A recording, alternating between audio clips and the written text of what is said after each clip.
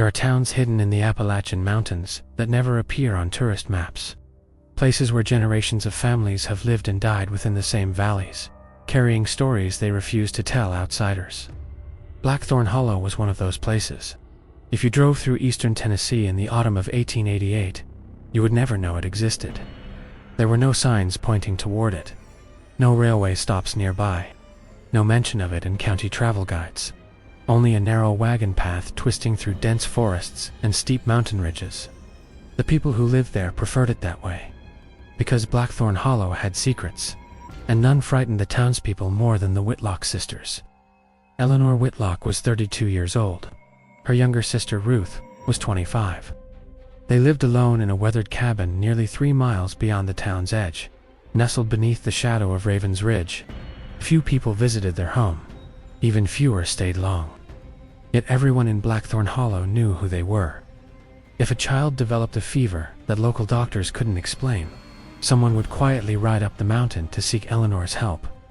If livestock fell mysteriously ill, Ruth would appear carrying bundles of herbs gathered from places nobody else dared enter. And somehow, the sickness often disappeared.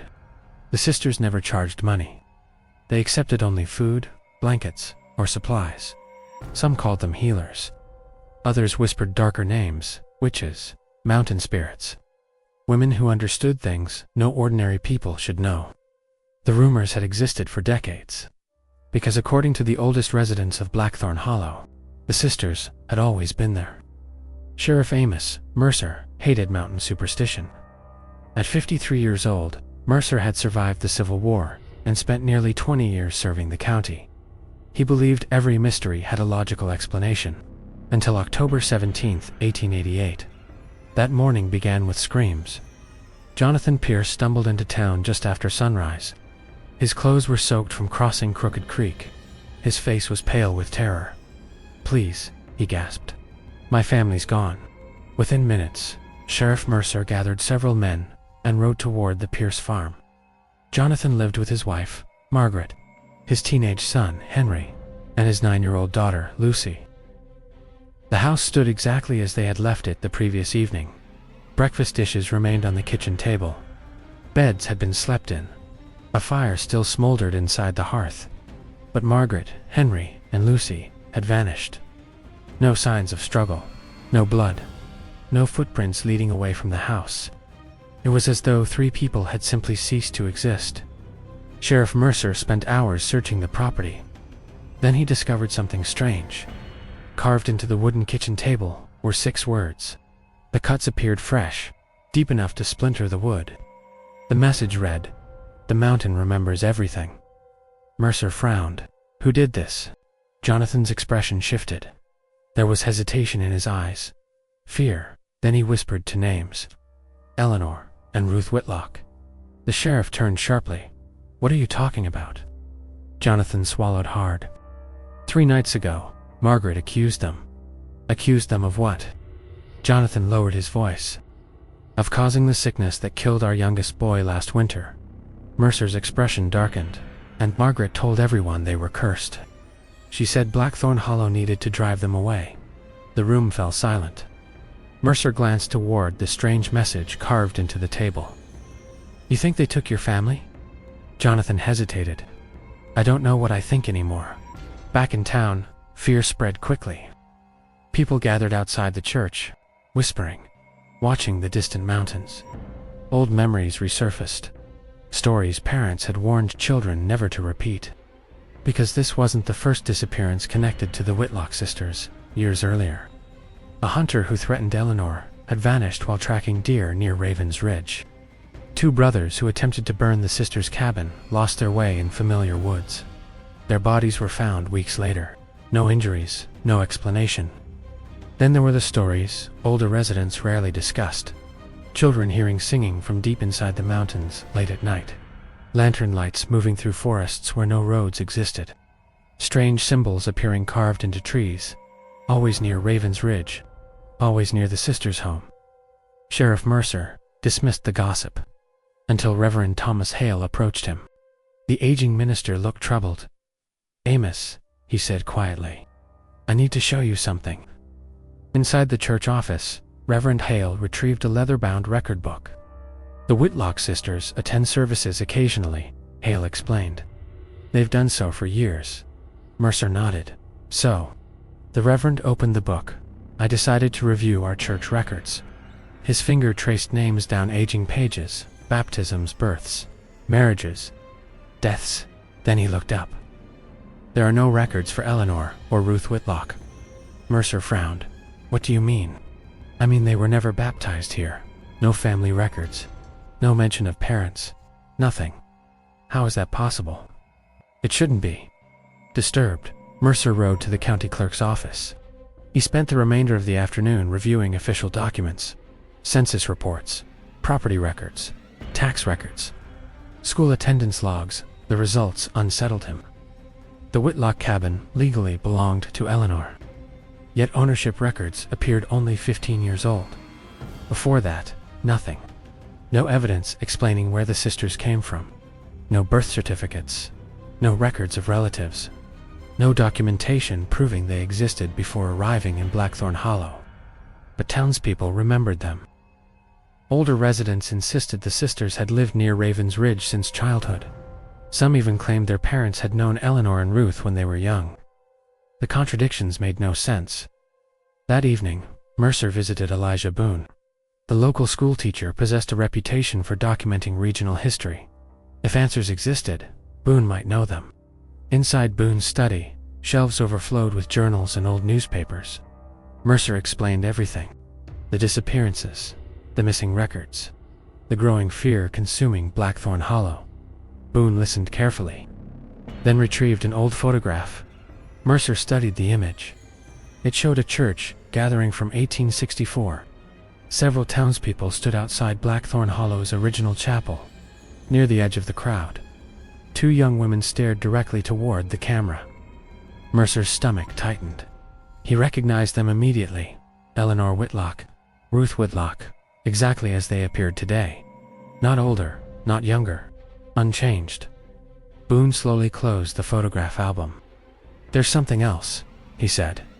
He opened one of his journals. "I've found references to women matching their descriptions dating back to the 1830s. Mercer stared at him. "That's impossible."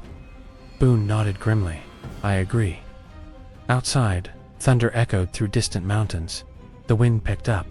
Branches scraped against windows. Then Boone spoke quietly. "My grandmother used to say something." Mercer looked at him. "What?"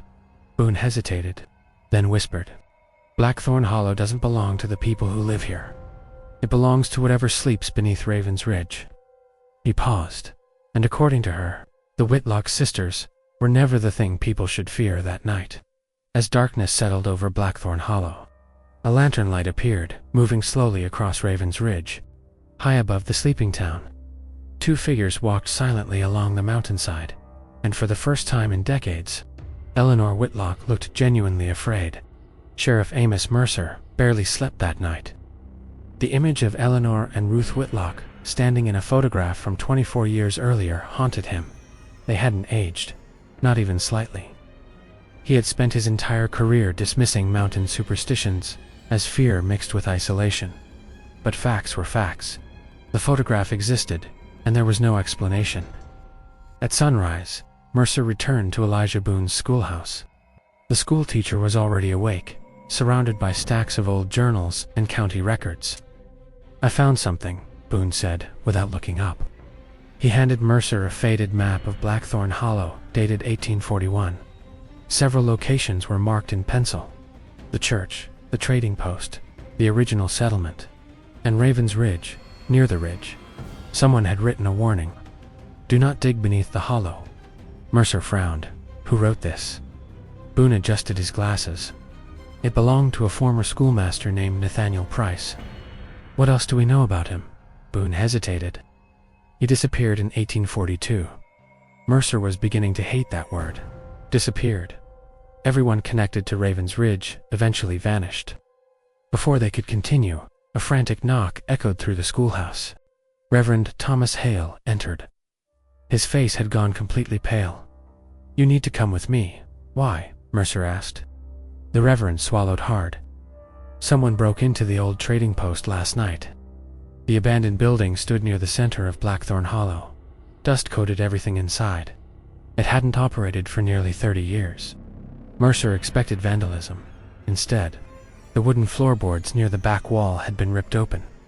A shallow cavity had been uncovered beneath them. Inside rested a leather-bound journal. The cover bore a single name, Nathaniel Price. Mercer's pulse quickened. Carefully opening the journal, he discovered entries dating back to 1840. Initially, Price described ordinary town events, harvest festivals, church gatherings, community disputes. Then the tone changed. The entry dated October 9, 1841, read, "Two sisters arrived today from the eastern trails, Eleanor and Ruth Whitlock. They claim their parents succumbed to fever during the journey west. The townsfolk have taken pity on them." Mercer's heart skipped. The sisters had supposedly arrived in 1841, yet Boone possessed evidence suggesting they existed decades later without aging. Mercer continued reading. November 3, 1841. The sisters possess remarkable knowledge of medicinal plants. Several ill children recovered under their care. Another entry, January 18, 1842. People speak strangely of Eleanor and Ruth. Some claim they walk Raven's Ridge after midnight, carrying lanterns. Then, Price's handwriting became erratic. March 6, 1842. 3 miners entered the lower caverns beneath Raven's Ridge, despite repeated warnings. Only one returned. Mercer exchanged uneasy glances with Boone. The journal continued. The survivor repeatedly stated that something beneath the mountain knew their names. He claimed the sisters warned them not to disturb what slept below. Then came another chilling entry. April 12, 1842. The sisters visited me tonight. Eleanor explained that Blackthorn Hollow existed because generations ago people made an agreement. The mountain demanded silence. The sisters ensured the agreement remained unbroken. Mercer's breathing slowed. The next page contained only one sentence, written repeatedly, over and over, until the ink nearly tore through the paper. It remembers us differently each night. The final journal entry was dated April 15, 1842. I no longer trust my own memories. People insist events occurred that I cannot recall. The sisters say the mountain changes what it cannot consume. If anyone finds this journal, do not let them open the lower caverns. That was the last entry. Nathaniel Price disappeared 3 days later. No explanation was ever recorded. The room remained silent. Then Reverend Hale whispered, "What if the sisters weren't lying?" Mercer shook his head. No, there has to be another explanation. But even as he spoke, he wasn't certain anymore. As they prepared to leave, Boone noticed something carved into the underside of the removed floorboards, a familiar message. The hollow protects its keepers. Outside, the church bell suddenly began ringing. No one had touched it. Across town, residents emerged from their homes, looking toward Raven's Ridge. High above the tree line, 2 lantern lights moved slowly through the forest. The same lights reported for generations, and for the first time. People noticed there were not 2 lights, there were 3. Fear consumed Blackthorn Hollow. Families locked doors before sunset. Children remained indoors. Even lifelong skeptics refused to venture near Raven's Ridge. Sheriff Mercer decided the mystery had gone far enough. He gathered Boone and Reverend Hale. "We're ending this tonight." "How?" Boone asked. Mercer loaded his revolver. "We asked the sisters ourselves. The climb to the Whitlock cabin took nearly 2 hours. Fog covered the mountainside. By the time they arrived, Eleanor and Ruth were already waiting outside, almost as though they knew the men were coming. Eleanor spoke first. "You found Nathaniel Price's journal." It wasn't a question. Mercer stared. "How did you know?" Ruth answered quietly. "Because this has happened before." Mercer stepped forward. "Who are you? Why haven't you aged? What happened to Jonathan Pierce's family?" For several seconds, neither sister responded. Then Eleanor finally spoke. "You deserve the truth." She gestured toward Raven's Ridge. "The mountain isn't natural." Mercer frowned. "What does that mean?" "It means something beneath. Blackthorn Hollow has existed long before settlers arrived," Ruth continued. "The Cherokee knew about it. So did the earliest Appalachian families. They discovered it altered memories. Mercer's expression darkened. Altered memories. Eleanor nodded. People exposed to it forget. Sometimes small things. Sometimes entire lives. Boone looked horrified. The missing records. The changing histories. Ruth nodded. It rewrites people. Mercer's blood ran cold. What about the disappearances? Eleanor lowered her eyes. Those who go too deep beneath Raven's Ridge are eventually taken, not killed. Worse. Mercer's voice sharpened. What does that mean?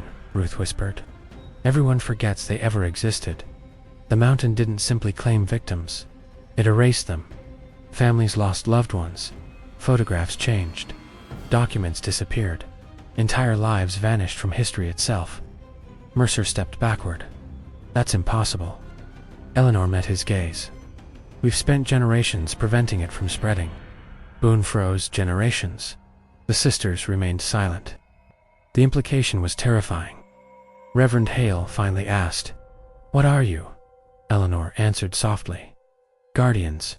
Then she looked toward Raven's Ridge, and "We're losing." As if responding to her words, a distant scream echoed from the mountain. Someone else had entered the caverns. Following the screams, Mercer and Boone reached the lower cave entrance beneath Raven's Ridge. Inside, they discovered Jonathan Pierce, alone, terrified. "Where's your family?" Mercer shouted. Jonathan stared blankly. "What family?" Mercer's stomach dropped. "You came looking for Margaret, Henry, Lucy." Jonathan looked confused. "I've never been married."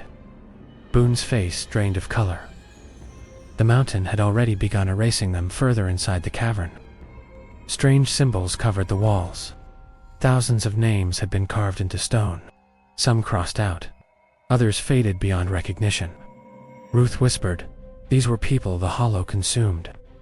Mercer noticed something horrifying. Several names belonged to townspeople currently living in Blackthorn Hollow. "They haven't disappeared yet," Eleanor said, "but they will." Deep within the cavern, they found an enormous chamber. At its center stood a massive stone formation pulsing faintly beneath the earth. The air itself felt wrong. Memories surfaced, then vanished. Mercer struggled to remember why he had entered. Boone forgot his own age. Reverend Hale couldn't recall his mother's face. Eleanor shouted, "Don't look directly at it." Ruth began placing protective symbols around the chamber. "We can still contain it." Suddenly, Jonathan Pierce walked toward the stone.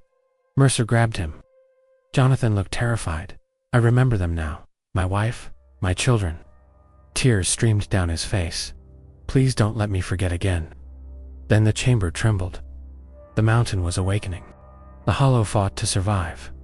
The cavern shook violently. Stone cracked overhead. Eleanor turned toward Ruth. They exchanged a look that required no words. "We know what must happen," Ruth whispered. Mercer stared. "What are you talking about?" Eleanor smiled sadly. "The mountain needs guardians. We've delayed this for longer than anyone before us." Boone stepped forward. "There has to be another way." "There isn't." The sisters began reciting words in an ancient Appalachian dialect lost to history.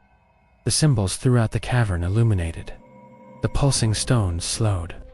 Jonathan suddenly remembered everything. Margaret. Henry. Lucy. He collapsed, sobbing. The Hollow had released them. One by one, forgotten names returned. Lost memories resurfaced. Then, the mountain fell silent. When Mercer opened his eyes, Eleanor and Ruth Whitlock were gone. Days later, Blackthorn Hollow slowly returned to normal. Jonathan reunited with his family. Missing records mysteriously reappeared. Photographs restored themselves, but something had changed. No one remembered the Whitlock sisters clearly anymore. Boone searched every journal he owned. Their names had vanished. Church records were blank. Photographs no longer showed them. Only Sheriff Mercer remembered. Barely. Years later, Mercer recorded one final statement before his death. History forgot Eleanor and Ruth Whitlock, but Blackthorn Hollow still exists because they chose to be forgotten, even today. Residents near Raven's Ridge avoid certain trails after sunset. They speak of lantern lights moving through the forest. Two distant figures walking the mountain paths. always together, always watching, protecting a town that no longer remembers their names. Because sometimes, the greatest sacrifices aren't remembered. They're erased. And somewhere deep beneath Blackthorn Hollow, something still waits, patient, hungry, hoping the mountain's guardians never return.